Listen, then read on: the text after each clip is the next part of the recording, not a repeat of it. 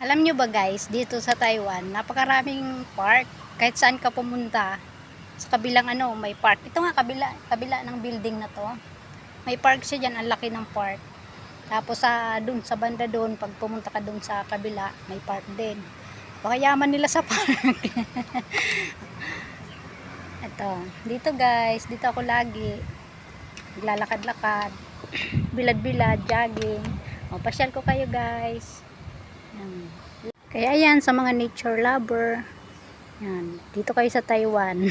Gustong mag-exercise, ayan guys, may mga exercisean siya sa mga Siyempre, meron din para sa mga bata. Ayan guys, ayan.